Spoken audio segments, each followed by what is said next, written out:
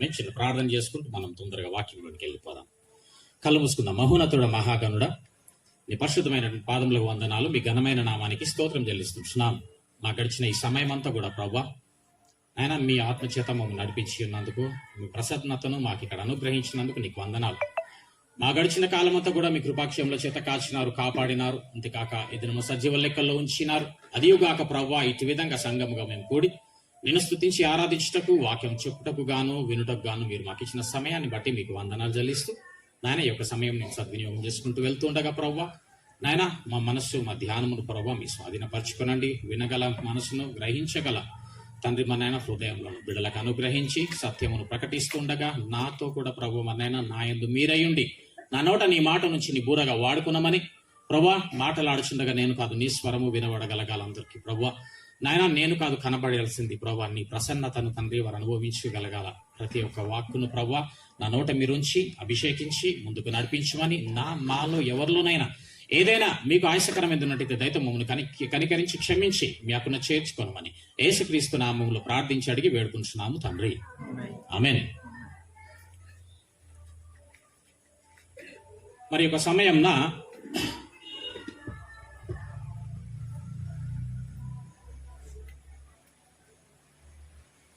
నీవు బ్రతుకుచున్నటువంటిది ఎవరి కోసం అనేటటువంటి ఒక అంశంను మనం ధ్యానించనై ఉన్నాం. మరి నిజంగానే ఈ యొక్క మాటని ఒకవేళ నిన్ను అడిగితే నీవు బ్రతుకుచున్నది ఎవరి కోసం అంటే ఏం చెప్పగలవు? నీవు బ్రతుకుచున్నది ఎవరి కోసమండి అంటే నువ్వు ఏం చెప్పగలవు? చెబుతారా? నన్నే చెప్పమంటారా మీ సమాధానం? నీవు బ్రతుకుచున్నది ఎవరి కోసమంటే చెప్పగలము, నా కోసం. ఎవరి కోసము నువ్వు బ్రతుకుచున్నదంటే చెప్పగలము, నా భార్య కోసం, నా పిల్లల కోసమండి, నా కుటుంబం కోసమండి, నా భర్త కోసమండి. కానీ ప్రియమైనటువంటి వారలారా, ఈ యొక్క జీవితమును కలగజేసినటువంటి వాడు దేవుడై ఉన్నాడు. దేవునికి స్తోత్రం, హల్లెలూయా. ఇది నీకు దేవుడు అనుగ్రహించినటువంటి జీవితం. నిన్ను కలగజేసినటువంటి వాడు దేవుడు. నిన్ను పుట్టించినటువంటి వాడు దేవుడు. హల్లెలూయా. ఎవరు పుట్టించినారండి? మా అమ్మ అండి, మా నాన్న లేదు, దేవుడు పుట్టించినాడు. కీర్తన 100వ కీర్తనకి వెళ్దాం ఒకసారి. నిన్ను కలగజేసినటువంటి వాడు దేవుడు, నిన్ను నియమించిన వాడు దేవుడు, నిన్ను నిర్మించిన వాడు దేవుడు. ఏమండి, దినదినము సజీవ లెక్కలో నిన్ను నడిపిస్తున్నవాడు దేవుడు. పోయిన గత నెల విన్న మాట ప్రకారముగా సమస్తము దయచేస్తున్నవాడు దేవుడే. హల్లెలూయా. అంటే జీవమును, ఊపిరిని, సమస్తమును దయచేస్తున్నాడు ఆయన. ఈ దినం నువ్వు సజీవ లెక్కల్లో ఉన్నావు అంటే గల కారణం ఏదో కాదు, ఎవరో కాదు, దేవుడై ఉన్నాడు. మరి దేవుడు కలగజేసినటువంటి బ్రతుకును బట్టి, దేవుడిచ్చినటువంటి జీవితాన్ని బట్టి, దేవుడు నిర్మించి నియమించినటువంటి ఈ జీవితాన్ని, ఈ బ్రతుకుని ఇప్పుడు చెప్దాం, ఎవరి కోసం బ్రతకాలా? నీవు బ్రతుకుచున్నది ఎవరి కోసం? ఒక్కసారి గట్టిగా. ఇప్పటిదాకా ఏమో గాని ఇప్పటి నుండి అయితే చెప్పగలగాల, నేను దేవుడి కోసం బ్రతకాలా, నేను దేవుడి కోసం బ్రతకతాను. హల్లెలూయా. హల్లెలూయా. చాలా మంది హౌస్ విజిటింగ్స్ వెళ్ళినప్పుడు అమ్మలు అంటా ఉంటారు, బాబు నేను బతుకుతున్నంటే బాబు కేవలం ఇగో పిల్లలని బట్టే బాబు, లేకపోతే నేను ఎప్పుడో. ఆమెనే డిసైడ్ చేసుకుంటు లైఫ్ ను. హల్లెలూయా. బాబు నేను బతుకుతున్నా అంటే బాబు ఇగో అంకుల్ కోసమే బాబు. ఎవరి కోసం బాబు? లేదు బాబు, నీవు బతకాల్సింది బాబు దేవుడి కోసం బాబు. ఎందుకండి? దేవుడు పుట్టించినాడు, దేవుడు కలగజేసినాడు, దేవుడు నిన్ను నిర్మించి నియమించినటువంటి వాడు, నీకు సహాయం చేసినటువంటి వాడు, నీకు సహాయం చేస్తూనే ఉన్నటువంటి వాడు. నువ్వు ఏ పాటి వాడైనా, ఎలాంటి దానవైనా, ఏ విధమైన బ్రతుకు నీ బ్రతుకులో ఉన్నప్పటికీ తన కృప క్షేమములను నీకు అనుగ్రహిస్తూ దినదినము నడిపిస్తున్నటువంటి నా దేవుడి కొరకు నీవు బ్రతకవలసిన వాడవై దానవై ఉన్నావు. రాగానే అడిగినాను, పోయిన నెల ఏం చెప్పినానండి అంటే ఒకరొకరు ఇట్లా అనుకుంటారు. హల్లెలూయా. నెలనే గ్యాప్, మళ్ళా అంశం మామూలు అంశం కాదది. ఏమండి తర్వాత ఒక్క చెప్పిండ్రు. ఏం చెప్పినామండి పోయిన నెల వాక్యం? ఏమండి, నీవు దేవుడికి ఇవ్వవలసినది ఏమిటి? ఈరోజు నీవు బ్రతుకుచున్నది ఎవరి కోసం? మంచి పాఠాలండి, మంచి పాఠాలండి. తెలియట్లేదండి, వాక్యం తెలవట్లే, సత్యం తెలవట్లే, లోతులు తెలవట్లే. ఏ విధంగా ఉంది మన క్రైస్తవ జీవితం అనేసి అంటే, రోజు నేనైతే చెప్పాలా ప్రార్థన చేసుకుంటున్నా, రోజైతే బ్రదర్ వాక్యం చదువుకుంటున్నా. ఆ వాక్యం చదువుకుంటున్నా అన్న వాళ్ళు నేను చాలా మార్లు ఒక ప్రశ్న వేస్తా, ఎంత చదువుతున్నావు అని అడుగుతా. అంటే వాళ్ళంటారు, అంటే చదువుతున్నా బ్రదర్. అదేనమ్మా, ఎంత చదువుతున్నావు అంటే డైలీ చదువుతున్నా. ఎంత? 3 వచనాలు బ్రదర్. నా తల్లి ఆరోగ్యం జాగ్రత్త బిడ్డ అని చెప్పి. హలో, ఎన్ని వచనాలు అండి? 3 వచనాలే. కొంచెం ఆరోగ్యం కూడా చూసుకో బిడ్డ అంట. అప్పుడు ఆమెకు ఎటు అర్థం కాదు. హల్లెలూయా. ఇది 3 వచనాలకు ఆ ప్రార్థన కూడా ఎంత చేస్తావు? మళ్ళా 3 మాటలే. ప్రభువా చెప్పాల, దినమంతా కాపాడినందుకు వందనాలు. ఈ రాత్రి కూడా చెప్పాలా కాపాడు. మళ్ళా ఆమెను కాదు, ఉదయాన్న లేచి నిన్ను ఉదయం చూసే బతుకు కూడా మళ్ళా నాకు ఆమె. మళ్ళా పొద్దుగల వల్ల మళ్ళా మూడే మాటలు మళ్ళా ప్రభువా చెప్పాలి. హల్లెలూయా. ఇప్పుడు వీళ్ళకి ఆమె ఏమైపోవాలా? కార్యాలు అద్భుత కార్యాలు జరగాలి. నేర్చుకోవాలా. మొట్టమొదటిగా మన జీవితంలో మనము బ్రతకవలసింది దేవుడి కొరకు. అవునా కాదా? 3వ వచనం. దేవుడు పుట్టించినాడన్నాడు కదా, చూద్దాం ఒకసారి.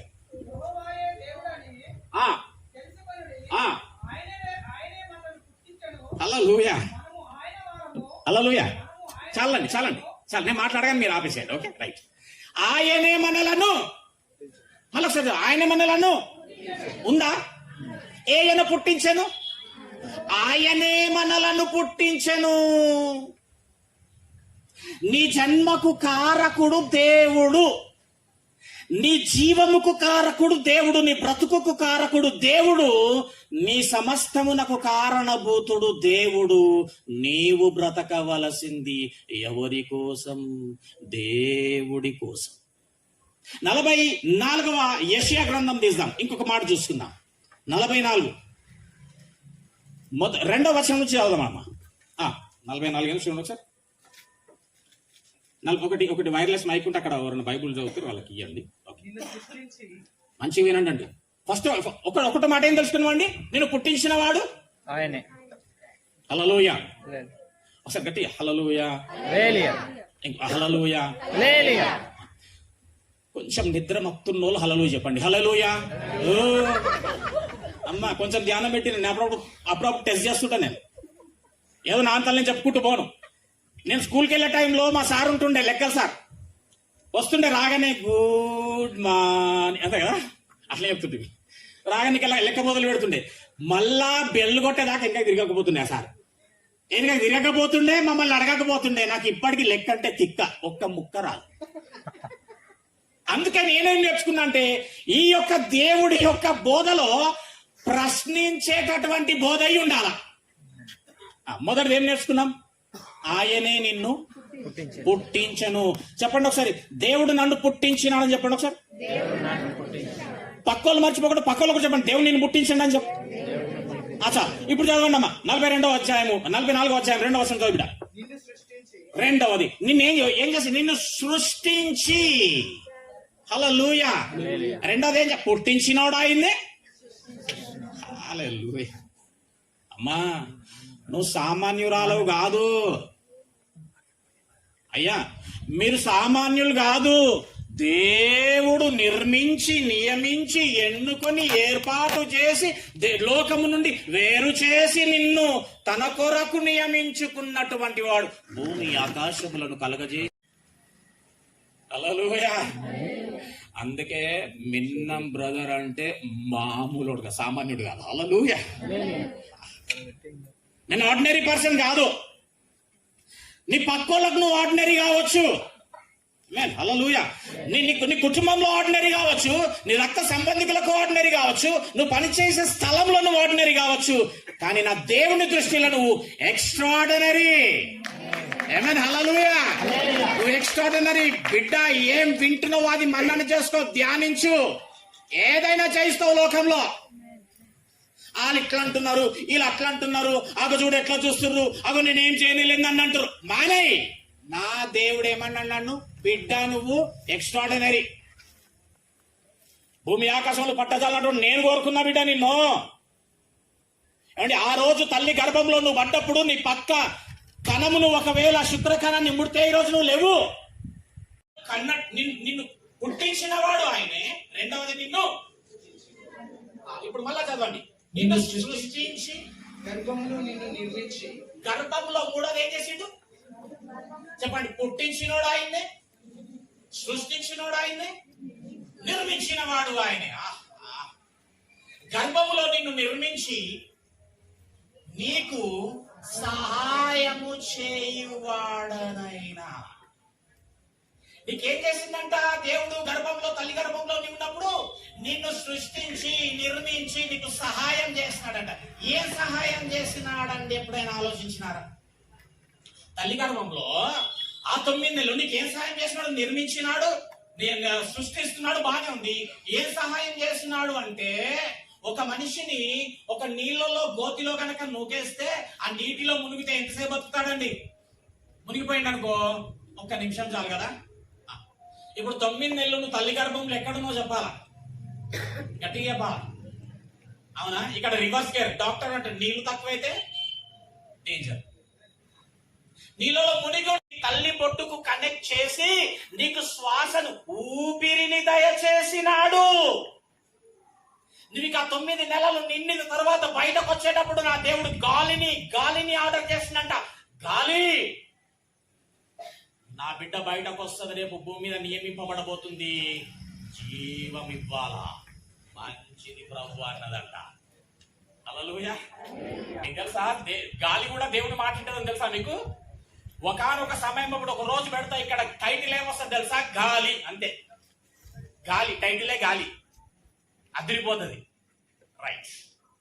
నిన్ను నిర్మించి సహాయము చేసినాడు, సహాయము చేస్తూనే ఉన్నాడు, సహాయము చేస్తానే ఉంటాడు నా దేవుడు. హల్లెలూయా. ఆయన సహాయకుడై ఉన్నాడు గనుకనే నేను సజీవ లెక్కల్లో ఉన్నాం. మొత్తానికైతే ఈ బతుకు ఎవరిది అనేసంటే దేవుడి వలన కలిగినది. కాబట్టి దేవుడి బతుకంతా దేవుడి కొరకు బ్రతకాల అన్న. మరి బ్రతికితే మరి పని అన్న, పని చెయ్యు, కానీ పని కొరకే బతక. బ్రతకడానికి పని చెయ్యు, ఈ బ్రతుకును దేవుడి కొరకు బ్రతక. అర్థమైందో కాదు? హల్లెలూయా. పౌలు గారు కూడా అపొస్తల కార్యంలో చెప్తాడు, నా చేతులు పని చేసినవి, నేను మా వాళ్ళు బతకడానికి పని చెయ్యు, కానీ పని కోసమే బతకకు. ఈ పనిని బతకడానికి చెయ్యు బతుకు, ఈ బ్రతుకును దేవుడి కోసం బ్రతుకు. దేవుని నామానికి వందనాలు. హల్లెలూయా. కాబట్టి ప్రియమైనటువంటి వారలారా, నీవు సామాన్యుడవు కాదు, నువ్వు బలహీనుడవు కాదు, బలవంతుడు ఎన్నుకున్నటువంటి వాడవు. నీవు కూడా బలమైన వాడవే. దేవునికి స్తోత్రం. హల్లెలూయా. బలాతిశయుడు ఎన్నుకున్నటువంటి వాడు నువ్వు. నాతోనేమవుతుందండి, ఏమవుతుందేమో, అయ్యో ఎట్లయితుందో ఏమో, నేను అంటున్నా నీ వలన కాదు, కానీ నిన్ను ఎన్నుకున్నటువంటి నా దేవుడి వలన సమస్తము కలుగుతుంది, సమస్తము జరుగుతుంది. నువ్వు చేయవలసిందంటే ఆయనతో దేవుడి దృష్టిలో ఘోరమైన పాపము. కొన్ని భిన్నంగా అనిపిస్తుండొచ్చు, కానీ ఇది ఉన్నటువంటి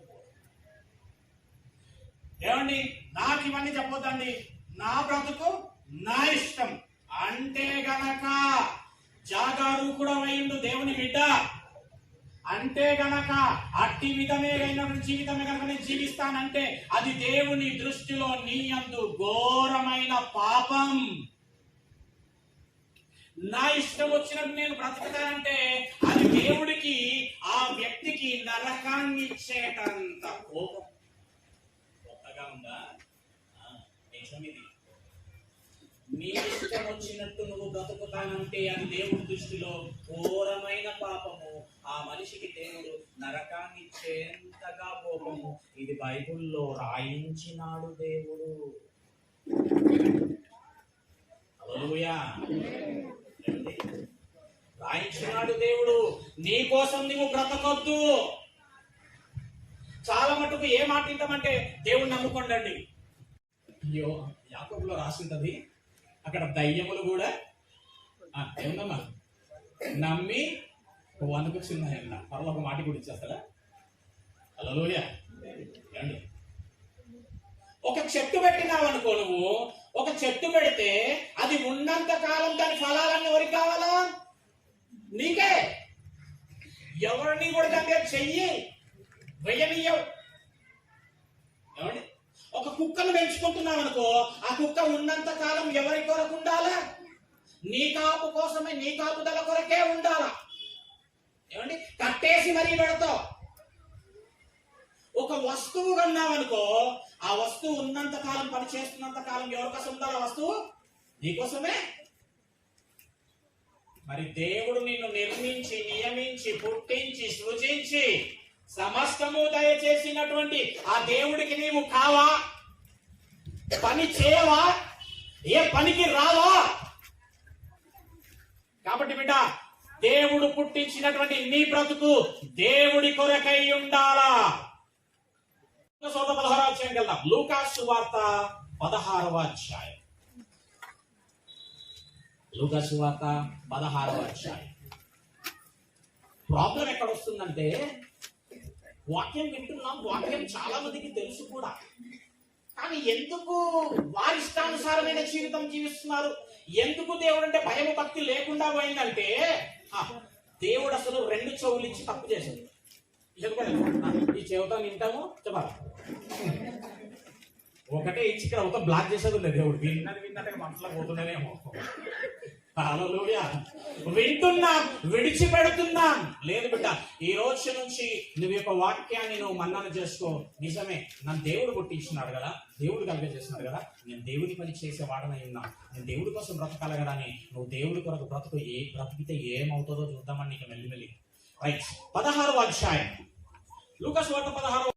10:30కి పోతాడు. గేట్ తాళమేసి రాగానే గేట్ తాళమేసి ఏడుకి దుఃఖాలు చూద్దాం. హల్లెలూయా. 5 సహోదరులు ఇష్టమైనటువంటి జీవితం గనక నీ ఇష్టానుసారంగా నీవు బ్రతకతానంటే అది దేవుడి దృష్టిలో ఘోరమైన పాపము. ఆ మనిషికి దేవుడికి నరకాన్ని ఇచ్చేటంత కోపం అండి. జాగ్రత్త అనండి. నీవు నీ కొరకు బ్రతక వీలు లేదు. దేవుడి కొరకు బ్రతకాలంటే దేవుడి పని చేయు వారమై ఉండాల. నీ కోసం నీవు బ్రతకడం అనేది తప్పు. ఇది తెలుసుకుంటే పరలోకం. ఆమేన్. హల్లెలూయా. దేవుడి పని అనగానే ముందుగా ఉండాలా. దేవుని ప్రకటించే విషయంలో ముందుగా ఉండాలా, సహకరించాలా, సహాయకులమై ఉండాలా. సువార్త సేవను మనం ఏం చేయవారమై ఉండాలా? అంతటా ప్రకటించు వారమై ఉండాలా. ఈ సువార్త సేవలు నువ్వు పాలిభాగస్తుడవుగా ఉంటూ దేవుడి కొరకు బ్రతకనై ఉండాలా. దేవుని నామానికి స్తోత్రం. సభలు అనగానే ముందుగా ఉండాలా. ఏమండి, ఇట్టి సభ పెట్టడానికి గల కారణం మీరందరూ ముందుగా ఉన్నందుననే జరుగుతున్నది. హల్లెలూయా. మీరందరూ సహకరిస్తున్నందు వలననే ఇట్టి సువార్త.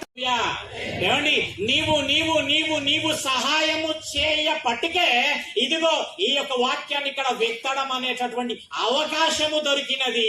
మీరందరూ కూడా దేవుని పనిలో ఉన్నవారే. అస్సలు సంతోషం రాదు, సపాట్లు అసలే రావు. ఏ మురుతాడో ఉర్రుకొని బాగానైతే చెప్తుండు. సంతోషమైనటువంటి మాట వచ్చినా గాని సపట్లు రావు. బెదిరింపు కాల్స్ వచ్చినా ముఖం ఒకటే లాగుంటది.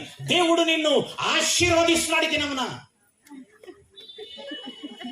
బిడ్డ దేవుడు నిన్ను గర్తిస్తున్నాడు, సేమ్ ఫేస్. ఎందుకో తెలుసా? ఫీలింగ్ అంత ఎక్కడో, మనిషి ఇక్కడ, మనసు ఎక్కడో. హల్లెలూయా. మీరు మీరు మీరు సహకరిస్తూ సహాయము చేయడము వలననే ఎట్టి వాక్యము ప్రకటించడానికి మాకు వీలు పడింది. మీరు దేవుని పనిలో ఉన్నవారు, ఇది కంటిన్యూ చేయండి ఎక్కడైనా. హల్లెలూయా, హల్లెలూయా. అందరికి ఎవరి గురించి ఉంటుందండి చింత ఇళ్లలో? పిల్లల గురించి. 5వ తరగతి, రేపు 10వ తరగతి, రేపు ఇంటర్, రేపు ఇంకేదో. మీకు ఒక సీక్రెట్ ఇప్పుడు చూపిస్తా. ఒకవేళ నువ్వు గనక దేవుడి కొరకు బ్రతికేటటువంటి వాడవై ఉంటే నిన్ను దేవుడు ఆశీర్వదించడమే కాదు, నంబర్ 1 నిన్ను దేవుడు ఆశీర్వదిస్తాడు, నంబర్ 2 దేవుడు నిన్ను గొప్ప చేస్తాడు, నంబర్ 3 నీ పిల్లలను కూడా దేవుడే చూసుకుంటాడు. ఇట్టి విధంగా బ్రతికినటువంటి ఒక ఆయన దగ్గరికి మనం వెళ్దాం ఒకసారి అందరం కలిసి. ఇట్టి విధంగా ఒక ఆయన బ్రతికితే దేవుడు తన జీవితంలో ఏం చేస్తాడు? లూకాసు సువార్త 1వ అధ్యాయము. లూకాసు సువార్త 1వ అధ్యాయం. ఒకసారి అందరం చెప్పండి, సంతానము. రైట్. ఈ సీక్రెట్ ఒకటి ఓపెన్ చేస్తా ఈరోజు. అద్భుతమైనటువంటి విషయం. అబ్రహామునకును అతని సంతానమునకును యుగాంతము వరకు తన కనికరము చూప నేను జ్ఞాపకము చేసుకుంటా. అబ్రహాము సంతానమునకును ఎప్పటిదాకానండి? యుగాంతము వరకు నా కనికరమును చూపిస్తా అంటున్నాడు దేవుడు. ఎప్పుడండి యుగాంతం? 2012 డిసెంబర్ 21.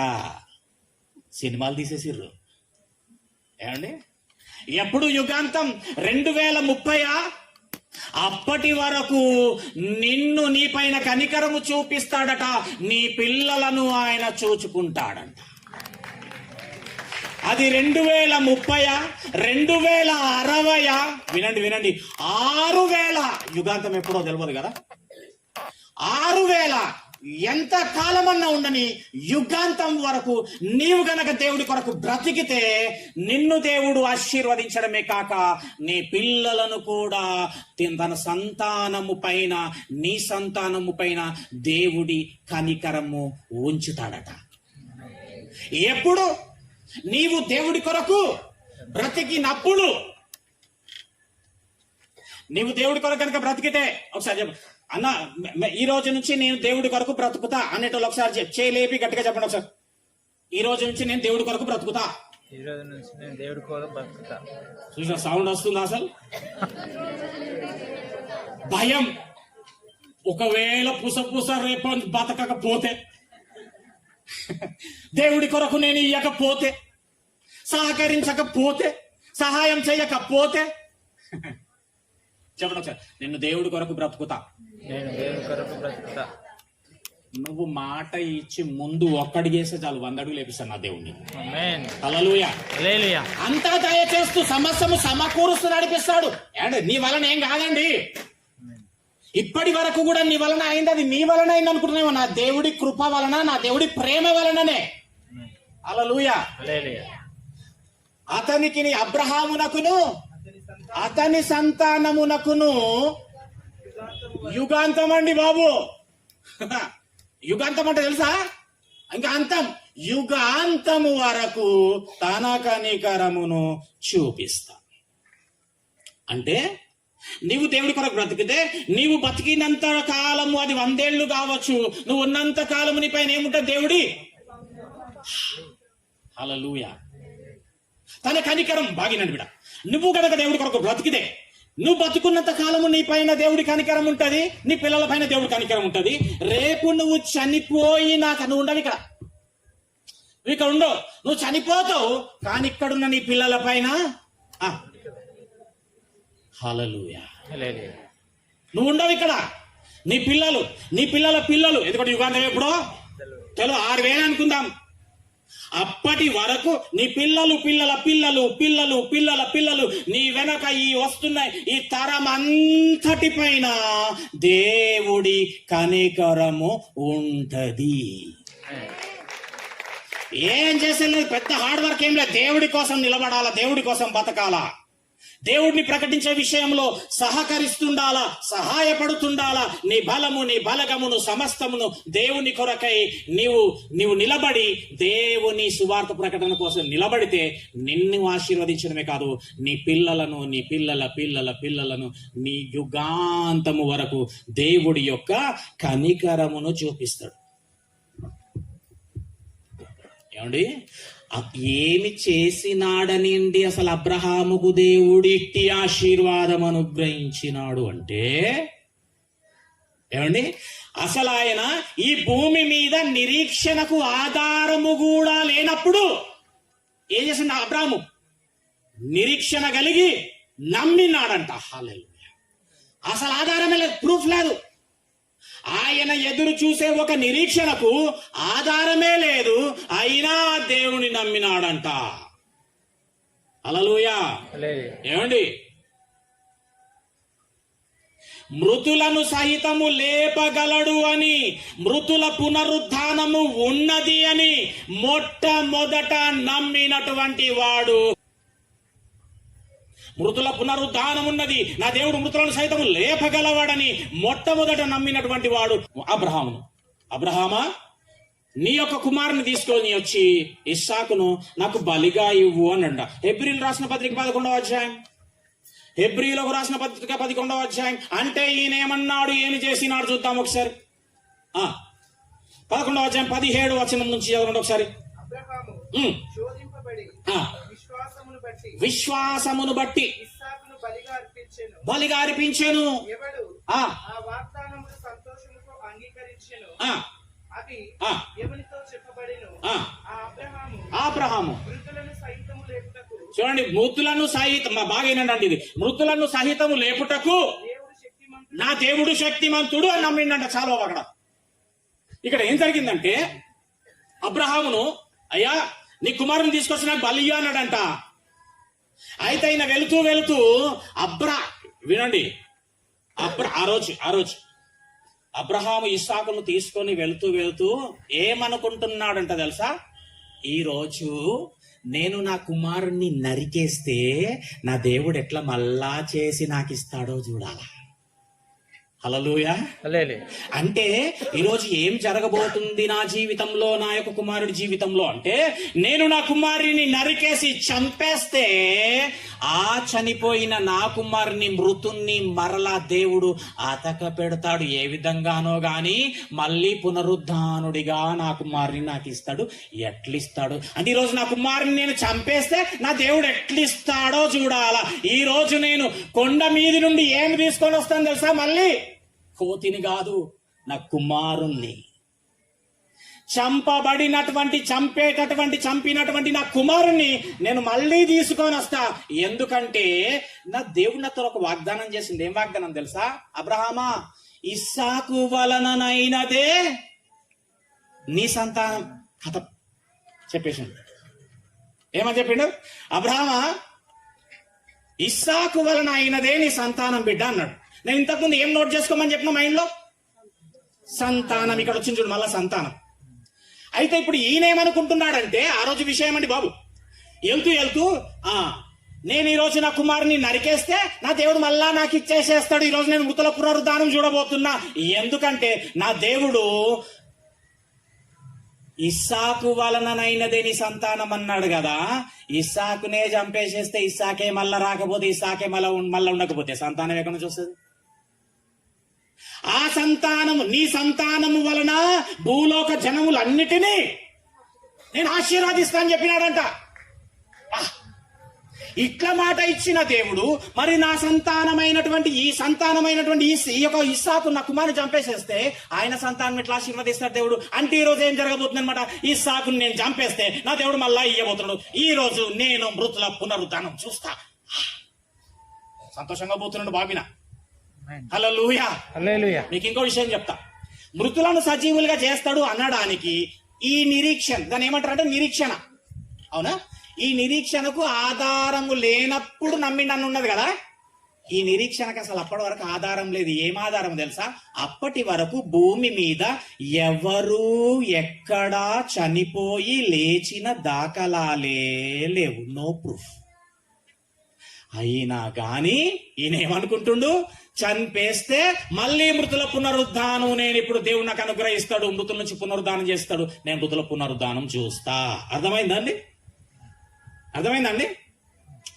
మీ ప్లేస్లో నేనుంటే వాహ్ అని వృతుంటి. వాహ్ ఏ మాట తెలుసా? అప్పటి వరకు భూమి మీద ఎక్కడ ఏ ఒక్కరు చనిపోయి లేచినట్టు లేదు. ఉంటేనేమో అరే పలానా దగ్గర చనిపోయి లేచింది కదా కాబట్టి ఇప్పుడు నా కొడుకుని చంపేసేసి అట్లనే లేపిస్తాడు అని దానికి ఒక ప్రూఫ్ ఉంది. నేను నమ్మొచ్చు, నేను డేర్ చేయొచ్చు, నేను పోవచ్చు రొమ్మ ఎగరేసుకొని. కానీ ఎక్కడ కూడా భూమి మీద ఎక్కడ అప్పటి వరకు చనిపోయి లేచిన దాఖలాలు ఏ మనుషుడి జీవితంలో లేవు. అయినా అబ్రహాము నమ్మినాడు, లేదు లేదు నా దేవుడు మరలా నాకు ఇస్తాడు, ఈరోజు మృతుల పునరుద్ధానం చూస్తా. ఆమేన్.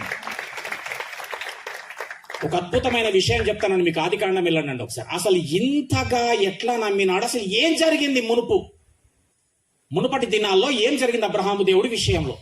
ఆదికాండంకి వెళ్ళండి అమ్మ, కొంచెం నీళ్ళు తీసుకురండి, బాటిల్. ఆదికాండము 12వ అధ్యాయం. ఆదికాండం 12వ అధ్యాయం.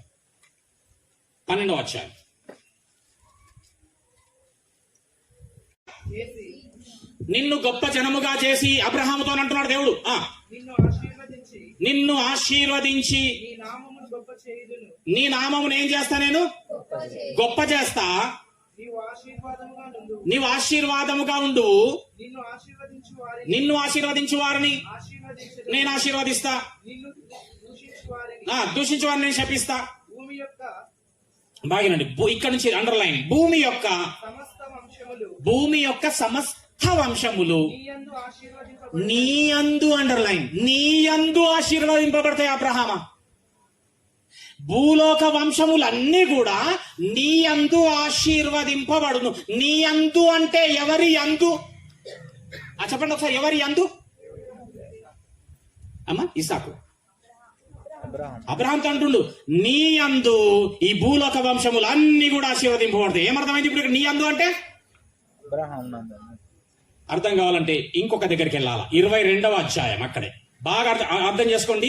నీ యందు అండర్లైన్, నీ యందు భూలోక వంశములన్నీ ఆశీర్వదింపబడతాయి. ఇప్పుడు ఇక్కడ ఎవరిని పిక్చర్ పెట్టుకుంటారంటే అబ్రహాము దేవుడు ఇక్కడ ఉన్నాడు, అబ్రహాము దేవుడితో మాట్లాడుతున్నాడు. ఇది పిక్చర్ మీ మైండ్ లో పెట్టుకొని ఇక ఇది అండర్లైన్ చేసుకుంటూ పోండి. నీ యందు అంటే ఏంది? 22:18వ వచనం. మరియు నీవు నా మాట వినినందున మళ్ళీ భూలోకము నందున్న జనములన్నీ నీ సంతానము వలన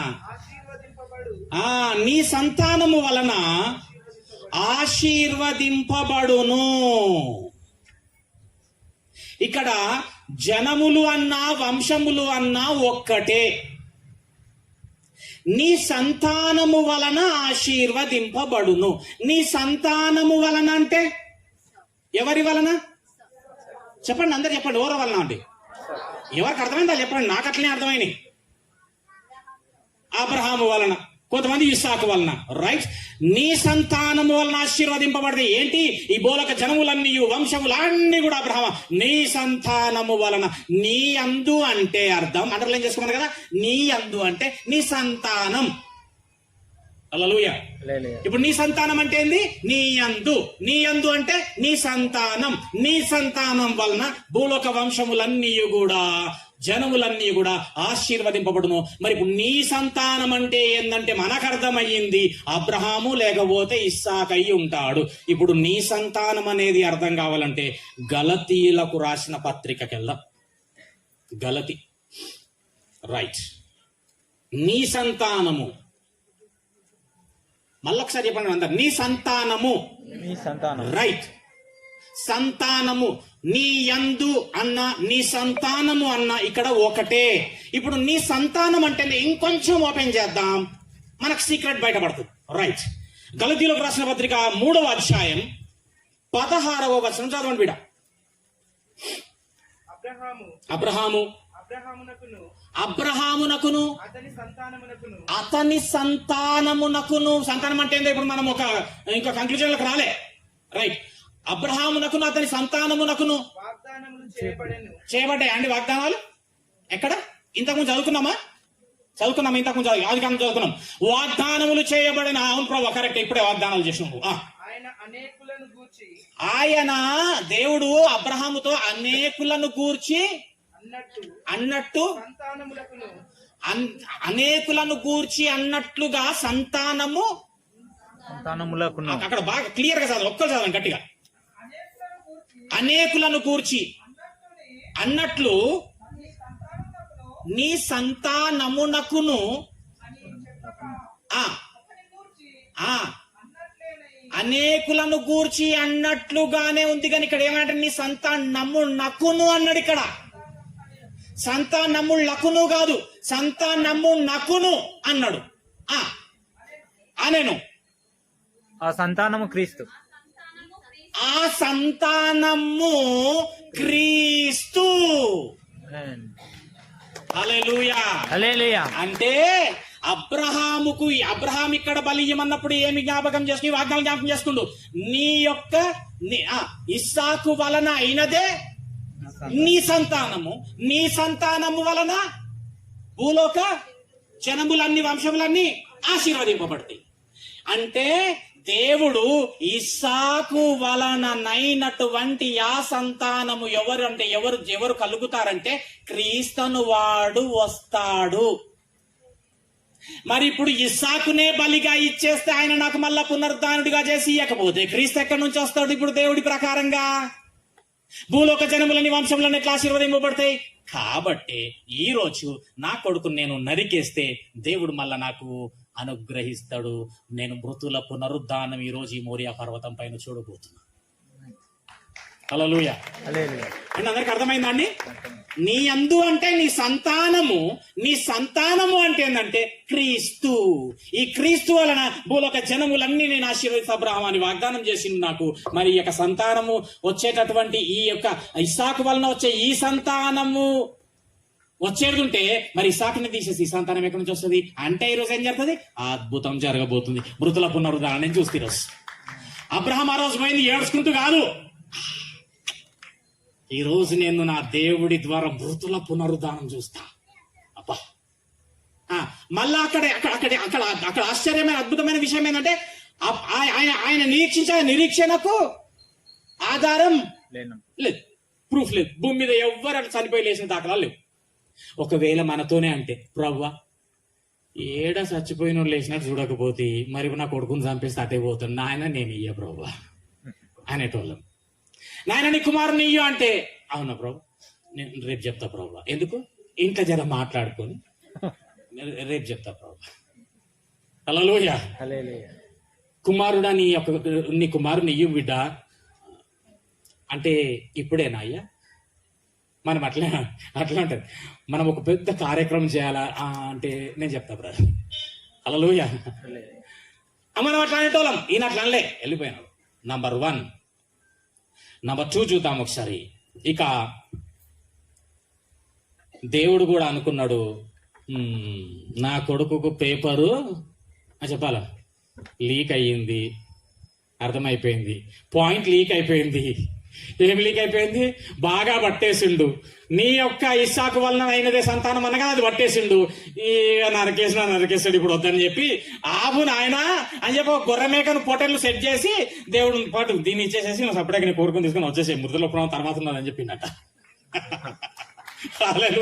ఈనాడు జర్ర వెయిట్ చేసినానుకో లేపిండంట, లేపి వెయ్యబోయిండంట.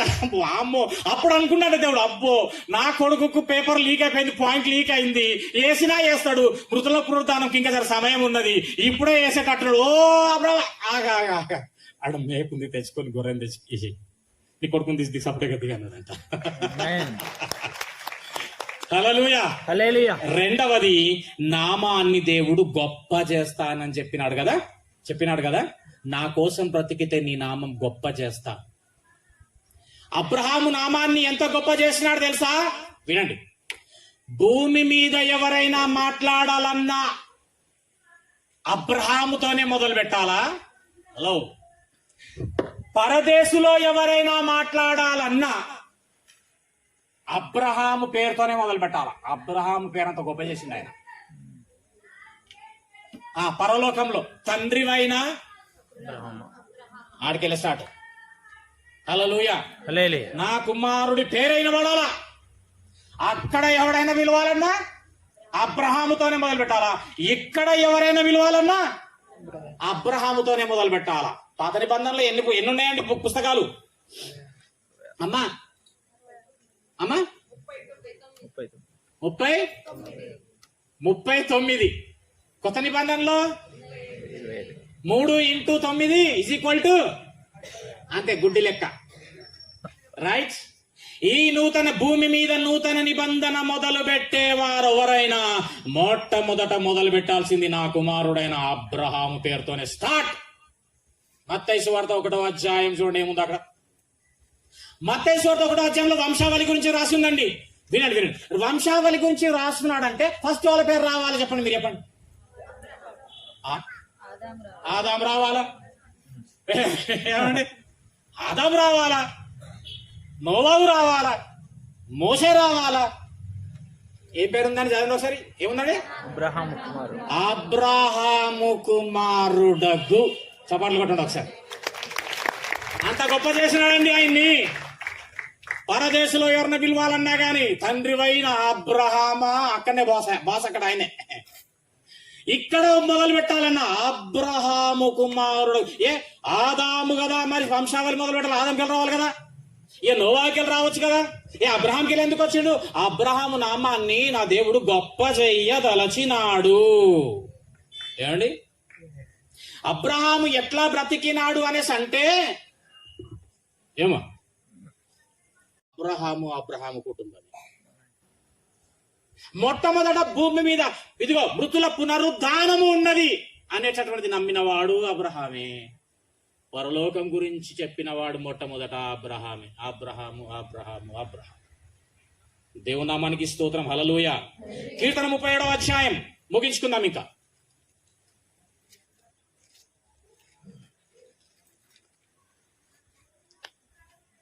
అన్నాడంటే హెబ్రీ రాసిన పత్రికల, ఎవరండి ఎక్కడంటే మేము పరదేశులమండి. ఏమన్నాడండి? ఇంకా మేము యాత్రికులము. మేము పరదేశులము. అరే, అక్కడ పక్క ఊరు నుంచి వచ్చినామంటే కాదు, మాది ఆ ఊరు కాదు, మాది పరదేశు. ఎవరన్నా ఏ ఊరు అంటే పరదేశు అన్నోళ్ళ నోట విన్నారు ఎప్పుడన్నా? ఆయన అంత గణపరిచిండు. ఆయన దేవుణ్ణి అంత గణపరిచినాడు. దేవుని యొక్క రాజ్యమును అంతగా ప్రకటించినాడు ఆయన. కాబట్టి ఈ రోజు నుంచి ఏ ఊరు అంటే ఏం చెప్పాలి నువ్వు కూడా? అంతే కదా. ఇప్పుడు చెప్పండి, ఏం నాయన బైబుల్ చదవటైనా ఏ ఊరు నీది? మళ్ళీ నీకు పగులుతుంది. ఏ ఊరు? పరదేశు. మీరందరు చెప్పండి, ఏ ఊరు మీదంతా? అవునండి బాబు, చెప్పండి మాది పరదేశం అని చెప్పండి. అక్కడ బుక్ అయిపోతుంది మీది. హల్లెలూయా. సిగ్గుపడి అన్నారనుకో, ఆడ లిఖింపబడది. నా ఎదుట ఎవరైతే సిగ్గుపడతారో నేను సిగ్గుపడతా. పరలోకనైతే ప్రవేశం ఉండదు. పక్కలోకి చెప్పు, నీ పరదేశం చెప్పు. ఈ పాడుపడిపోయేటువంటి లోకం కాదని చెప్పు. ఈ పాడుపడిపోయే లోకం కాదని చెప్పు. ఎప్పుడు దీన్ని పట్టుకొని ఊగులాడమే. రేపేమి చేతుమా అని చెప్పాలి. ఏమి తిందుమా. ఇవాళ ఏం వారం అండి? రేపేం కూరనో ఎంతమంది మాట్లాడుకొని వచ్చినావు ఇక్కడ తెలుసా? రేపేం కూరనో ఈ రోజు డెకరేషన్ అయిపోతుంది. గార్నిష్ దేంతో చేయాలన్నా కూడా మైండ్ లో ఫిక్స్ చేసుకొని వచ్చి ఇప్పుడు ఇక్కడికి. అందుకే అన్నాడు, ఏమి తిందుమా, ఏమి త్రాగుదుమా, ఏమి ధరించుకుందామా. భర్త అంటాడంట, చికెన్ తెచ్చుకుందామే అంటే భార్య అంటదంట ముఖం వాడిపోతాడు చికెన్ అనగా. ఏంది అంటే ఊకే మరి ఏం కా మటన్ తెచ్చుకుందామా అంటే మటన్ కూడా వద్దు అంటే మటన్ కూడా అంతగా తింటారు వాళ్ళు. మరి ఇంకేం తెచ్చుకుందామే అనేసి అంటే తల కాయ, మెడకాయ, బోటి. ఏమండి ఈ ఊరే ఇక్కడనే ఊగడం మేము, అక్కడికి లేదు. హల్లెలూయా. చెప్పండి ఇప్పుడు మా అందరి ఏ ఊరు? పరదేశ్. అబ్బా ఏముందండి బాబు. ఆమేన్. హల్లెలూయా. అద్దండి మనం పరదేశులమండి, పరలోక రాజ్య వారసులం. హల్లెలూయా. హల్లెలూయా. కొలసీలకు రాసిన పత్రిక 1:13 చదివినాక ఇక్కడికి వద్దాం, అయిపోయింది ఇంకా. Okay right. తొందరగా వస్తే బాగుంటది, లేకపోతే నేను కొన్ని మింగి చెప్పాల్సి వస్తుంది. అంటే మీ అన్నం ముద్దలు నేను కొన్ని కొట్టేసే పరిస్థితి వస్తుంది. మీకు మంచిగా అన్నం ముద్దలు పెట్టి కడుపు నింపాలంటే తొందర రండి, లేకపోతే టైం మీరన్నా ఫిక్స్ చేయండి. చలో కదా, మీరన్నా ఫిక్స్ చేయండి. బ్రదర్ ఇక్కడ నుంచి ఇక్కడ దాకా పెట్టండి, మేము టైంకి వస్తాం. చలో చెప్పండి, అట్లానే చెప్పండి చూద్దాం. ఆప్షన్ మీకు కూడా ఒక ఆప్షన్. ఏం తీసినాం ఇప్పుడు? రాష్ట్ర పత్రిక 1:13 ఆయన మనలను బాగి నుండి బాబు అంధకార సంబంధమైన, అంటే సాతానుకు సంబంధమైన, అపవాదికి సంబంధమైన అధికారములో అధికారములో నుండి విడుదల చేసి. హల్లెలూయా. హల్లెలూయా. అంటే నీకు దేని నుండి విడుదల వచ్చింది? అంధకార సంబంధం. చెప్పండి మరి. హల్లెలూయా. హల్లెలూయా. దేని నుండి విడుదల వచ్చింది నీకు? అపవాది సంబంధమైన వాడి అధికారం నుండి నీకు విడుదల వచ్చేసింది. నువ్వు విడుదల పొందిన వాడవు. ఆమేన్. విడుదల చేసి తాను ప్రేమించుచున్న తన కుమారుడైన క్రీస్తు యొక్క రాజ్య నివాసులనుగా చేస్తాడు. చెయ్యబోవును. అంటే ఇప్పుడు మనల్ని అందరూ ఏం చేసిండు? మిమ్మల్ని అంధకార సంబంధమైన వాడి అధికారం నుంచి మిమ్మల్ని విడుదల చేసి తాను నిర్మించిన ఆ పరలోక రాజ్య వారసులుగా చేసేను. మరి ఇప్పుడు మీరు ఎక్కడోళ్ళు? పరలోకం మనది. వచ్చినామక్కడి నుండే, వెళ్ళేది ఎక్కడికై ఉండాలని బ్రతుకు. అట్లా బ్రతికితేనే అక్కడికి వెళ్తావు, లేకపోతే ఇంకో చోటు ఉంది. అగ్ని ఆరదు, ఆత్మనే పురుగు చావదు బిడ్డ, జాగ్రత్త.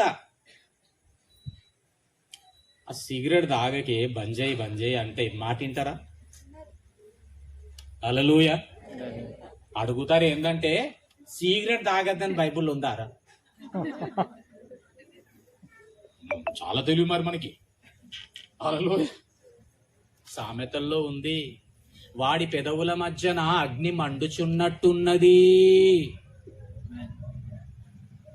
ఇక అన్నిటికీ చెప్పేసిన మనకు సమాధానాలు. ఇప్పుడు ఏంద్రా అంటారు? తాగితే నరకంలో పడతావు అన్న, తాగకు బంజేయి అంటే పడితే తీరా 4 రోజులైతే అలవాటు అవుతుంది. ఏంది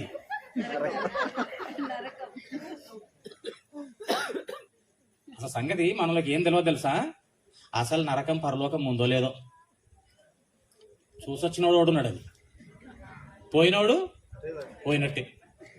ఉందో లేదో తెలియని దాని గురించి బతుకే ఈ కొద్ది కాలము ఎందుకన్నా ఇంత సాక్రిఫైస్ చేసి బతకాలా? ఎట్లా బతకాలన్నా బతికిన రోజులు ఎంజాయ్. నా ప్రాణమా చెప్పాలిగా, కంటత వాక్యం ఇది మనకి. తిను తాగు, ఊరి మీద పడి దేవుడికి ఇస్తావు. ఎవరన్నారో తెలియదు, ఎవరితో అన్నారో తెలియదు. అలా మన ఎడిటింగ్ బాగొచ్చు మనకి, కరెక్ట్ గా కట్ చేసుకుంటారు వాక్యం. హల్లెలూయా. బిడ్డ, పరలోకం ఏ విధంగా ఉందో నరకం కూడా ఉంది. ఇంకొక 2-3 నెలల్లో వేస్తా టైటిల్, బ్రతికి ఉండగా పరలోకం చూడవచ్చా. మంచిగా విన్నారా? బ్రతికుండగా పరలోకం చూడవచ్చా? క్వశ్చన్ మార్క్ పెట్టేస్తా టైటిల్. ఒక అతను అడిగినాడు, అన్న అసలు ఇవి ఉన్నాయా? మనం ఇంత సాక్రిఫైసెస్ బతుకుతున్నాం, వాడి మట్ల బతుకుని కూడా బాగానే ఉంది, వీడిట్లా బతుకుని వీళ్ళు బాగానే ఉన్నారు, మనకెందుకన్నా ఇట్లా అవుతుంది? అసలు అవి ఉన్నాయా లేవా అన్న? అసలు ఈ దేవుడి రాకడా, ఈ శిక్ష, ఇది అసలు అన్న చిన్న డౌట్ ఏంటంటే, అసలు దేవుడు ఉన్నాడా? జరుగుతుందా? ఇక్కడ నుంచి వింటున్నామన్నా, వస్తాడు ఇంత అయితే ఎప్పుడు అసలు ఉన్నాడా అంటే, నేను నిజంగా ఆ ప్రశ్న అడిగిన వ్యక్తిని ఎంత అప్రిషియేట్ చేసుకున్నా అంటే, నా లోపల సూపర్ రా బాబు నువ్వు అని చెప్పిన. ఎందుకంటే చాలా మందికి ఈ ప్రశ్న ఉంటుంది, బయటకు అడగారు, బయటకు అడిగితే పరువు పోతుందేమో అని. నాకుండే అది నిజంగా మనసులు ఉన్నాయి వాస్తవంగా అనే ఒక మెసేజ్ ని తవ్వితే వెళ్ళింది ఏంటో తెలుసా, బ్రతికి ఉండగా పరలోకం చూడవచ్చా. నేను వాడికి ఏం చెప్పాను తెలుసా, అరే బాబు చూసి వచ్చిన వాళ్ళని తీసుకొచ్చి చెప్పిస్తే నమ్ముతావా అని అడిగిన. హలో, పరలోకంలో మీకు చెప్తు చూసొచ్చిన వాళ్ళను నేను ఇక్కడికి తీసుకొచ్చి మీకు చెప్పిపిస్తా, నమ్ముతారా ఉందని. లేకపోతే నేను ఆ గేట్ దాట ఆ రోజు ఆ ప్రసంగంలో. హల్లెలూయా. హల్లెలూయా. మొత్తానికి అయితే చెప్తుంది ఏం తెలుసా, పరలోకం నరకం ఉంది బిడ్డ. ఇందులో రాసినటువంటి ఏ వాక్యం కూడా నిరర్ధకము కాదు. ఇది సత్యమైనటువంటి గ్రంథం.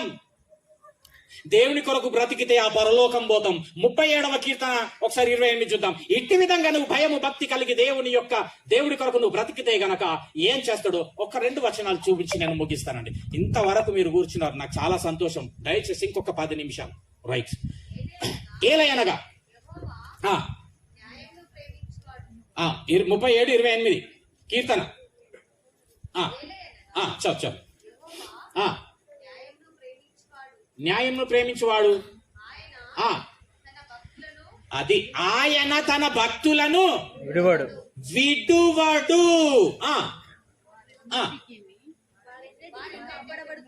వారు ఎన్నటికి కాపాడబడతారు.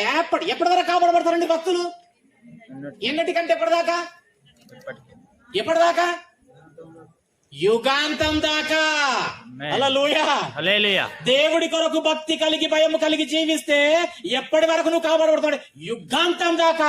ఒకవేళ నువ్వు పోతే నీ పిల్లలు కాపాడబడుతుంటారు, నీ పిల్లలు కాపాడబడుతుంటారు.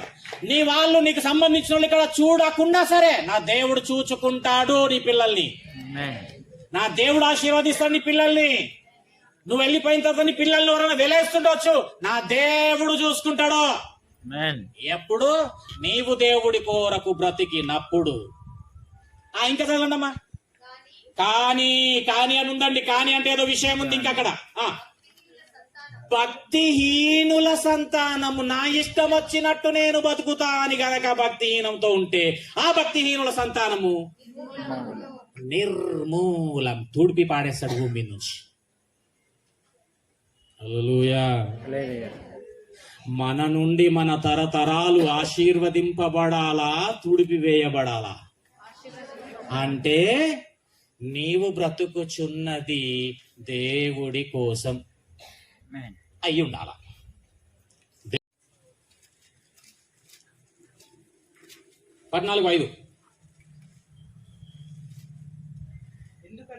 ఎందుకనగా దేవుడు అది దేవుడు నీతిమంతుల సంతాన పక్షమున ఉన్నాడు. ఆయన అమ్మా